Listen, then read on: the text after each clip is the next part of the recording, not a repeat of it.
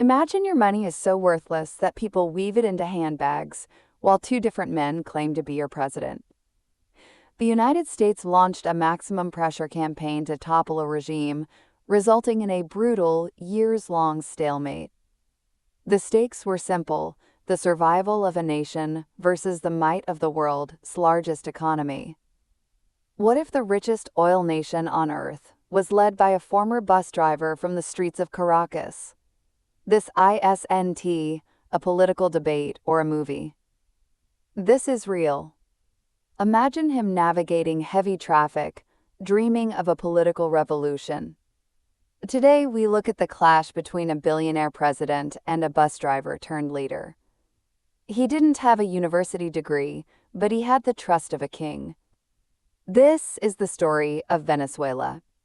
When the revolution began, he dreamed of a socialist paradise where oil would pay for everything: free housing, free food, and a new life for all. Then, the markets crashed. Oil prices fell like a stone, and for the first time, the economy said no. As the chosen successor, he was the man Chavez trusted most. He believed the future was bright. A socialist paradise is expensive. When the money stops, the dream breaks. He was no longer just a driver, he was a leader in a storm. Months later, he took the oath of office as the president of Venezuela. What did he do when the money ran out? He tightened his grip. He didn't apologize or step down. He stood where Chavez once stood, but the oil money was gone. Instead, he used the military and the law. He decided that if he couldn't give the people bread, he would give them strength. As the country began to suffer, the world watched to see if a bus driver could truly lead. He refused to let go. Trump launched his campaign against the regime, not with soldiers, but with something more powerful: the dollar. He called it maximum pressure. That meant no money, no oil sales, and no escape. He signed executive orders to cut off the cash flow, aiming to paralyze the Maduro government completely. Imagine the power of the world's largest economy closing its doors on you, turning off a nation's bank account with a single signature. It was a financial siege. Most leaders would choose diplomacy, sending letters and holding meetings in Switzerland for years while the people suffered. But Trump declared that all options were on the table, including the military. They preferred the slow path. He believed strength was the only language Maduro understood. This wasn't a negotiation, it was an ultimatum.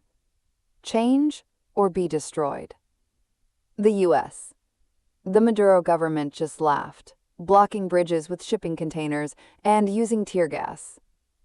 Challenged the opposition: could they take the bridges and bring humanitarian aid across the border? But the U.S. Guaid, a lawmaker rather than a general, had never led a revolution.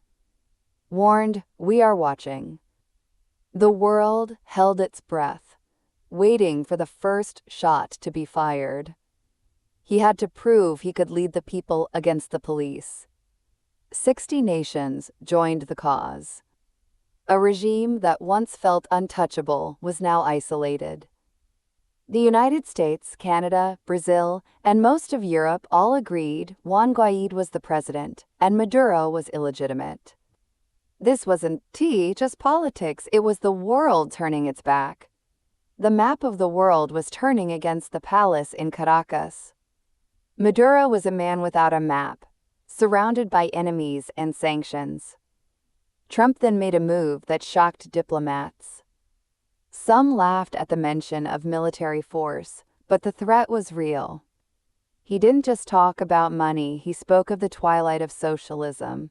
He made it personal, a battle between two different ways of life. "We don't even have a plan for what comes next," advisors whispered. With pressure at its peak, the world waited for Maduro to run. Trump gave the opposition something that changed everything: a stage and the backing of the world's most powerful military, He declared that the twilight of socialism had arrived, telling the Venezuelan people they weren't just fighting for bread, but building history. He gave them hope that the end was near. For a moment, it felt like the wall was finally about to fall. Then came the indictments. The U.S. A $15 million bounty was placed on his head. Department of Justice charged Maduro with narco-terrorism, accusing him of running drugs to destroy America.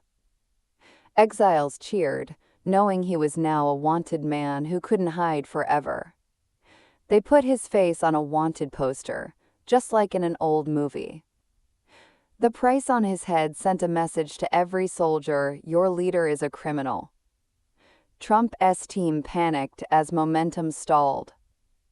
The Silver Corp disaster made the opposition look weak and disorganized. But Trump refused to back down, insisting on keeping the sanctions. The headlines were brutal, the plan was failing. He believed that if they weren't patient, they didn't deserve to win. He stayed the course, convinced the weight of the sanctions would eventually become unbearable. Millions of families were torn apart. Trump knew the stakes were bigger than an election, often saying politics is about the soul of a nation. Children grew up without fathers, and mothers sent money home just for basic medicine. But the soul of Venezuela was being shredded by the stalemate. The human cost was higher than any peak in the Andes.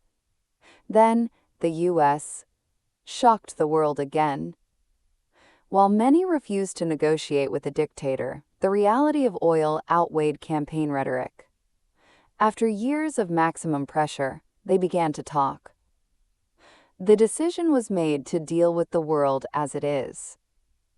The war in Ukraine created a global need for oil, forcing the billionaire's successor to make a choice. Pragmatism began to win over idealism, and the bus driver was still there to answer the call. The dream of a quick transition faded away. The nation entered a state of permanent struggle. Juan Guaido's interim government was eventually dissolved by its own members, ending the era of dual power. Maduro had survived the storm. Even his harshest critics had to admit he was still there. In this case, survival was a feat of political engineering. The driver had not crashed. Venezuela still holds the world's largest oil reserves. It remains one of the most important geopolitical prizes on Earth. Beneath the hunger and broken buildings lies a sea of black gold, a prize the world will never stop wanting. None of the current pressure would exist without the 2019 pivot. The world is still watching the legacy of the driver and the billionaire. The story isn't over. We remember the bus driver and the billionaire, and the clash of their two worlds. If you feel small against a giant, remember this story. This fight redefined what was possible in South America, showing both the limits of power and the strength of survival. Even under the weight of the world, remember those who keep standing. If you keep resisting, the story is never truly over. You have the power to outlast the storm. This is the story of the fall and the survival, a tale of oil, power, and the will to stay in command. We leave you with the question Maduro asks his enemies whenever they try to remove him, a question of legitimacy and power. Who is really in charge? Think about your answer carefully. It's a story that history students must never forget. If you think your voice doesn't matter, remember this story and these names. If they can change the map of the world, why can't you change your life? Remember that even the most powerful nations can't always change the heart of a driver who refuses to move. Practice your English, learn your history, and for more stories that help you understand the world, subscribe to our channel now.